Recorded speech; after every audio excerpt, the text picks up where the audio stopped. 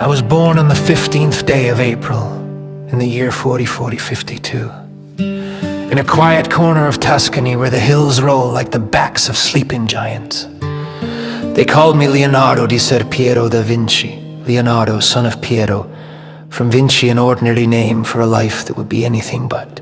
I entered this world not in the grand warmth of legitimacy, but in the shadows of circumstance. My father, Ser Piero, was a respected notary of Florence. My mother, Caterina, a humble woman of the countryside. Their paths crossed only long enough for me to draw breath.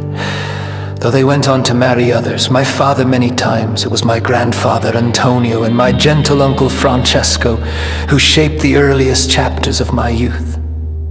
My childhood is a mist to history, but I remember the smell of olive groves, the hum of bees in the summer heat, the rivulets of water carving secrets into the land that whirled untouched and alive was the first master to whom I apprenticed myself. Nature spoke, and I listened. Once, in my notebook, I wrote of a memory, of a kite descending into my cradle and touching my lips with its tail. Whether it was dream or truth, I cannot say. But know this, from my earliest breath I chased the mystery of flight, the whisper of wings, the freedom of the open sky. When I was still a boy, my family took me to Florence, the beating heart of human thought and beauty. There, in the workshop of del Verrocchio, my hands learned what my mind had always known, that art is not a trade but a calling. 7 years I spent under his roof, studying pigments, metals, proportions, and the mechanics of the world I drew, sculpted, observed, dismantled, reassembled. My hunger for knowledge was then, as always, insatiable. I saw the works of masters, Masaccio's truthful faces, Ghiberti's golden gates, the geometry of Piero della Francesca, the wisdom of Alberti. I did not merely admire them. I studied them as one studies the anatomy of a bird, searching for the secret that allows it to soar. By 20, I joined the Guild of St. Luke. They called me master, though I felt far from one. My first drawings, like the landscape of the Arno, were the seeds of a garden I would tend all my life, a garden of curiosity. Many stories are told about me. Some are true, some are embellished. They say I painted an angel so lovely that Verrocchio put down his brush forever. They say I painted a shield with a monster so terrifying my own father dared not give it to its owner. Perhaps these tales are exaggerated, but I will not deny them, for myth is often the child of truth.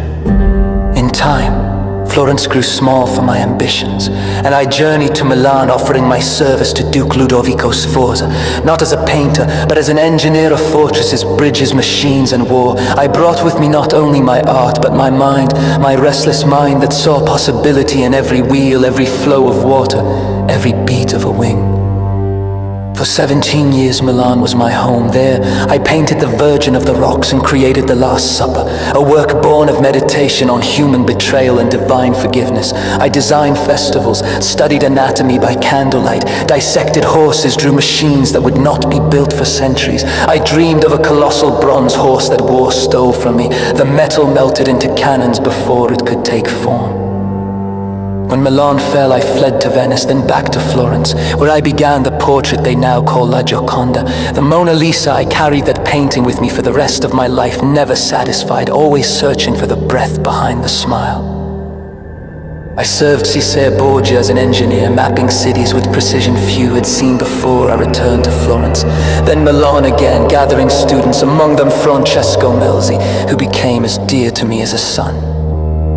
My companion Salai was another story, mischievous, stubborn, a thief of coins and hearts alike, yet I kept him at my side for decades. Genius is magnetic, but so is affection.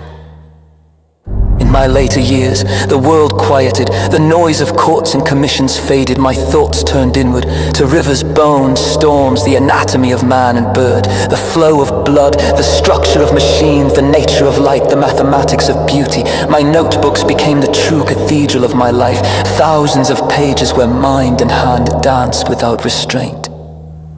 King Francis I of France summoned me in my final years, granting me a home near Amboise. He honored me, listened to me, valued not just my hands but my thoughts. Some say he held me as I died in May of 1519, whether legend or truth, it comforts me still. I am Leonardo da Vinci, and my life was but one long inquiry into the miracle of existence.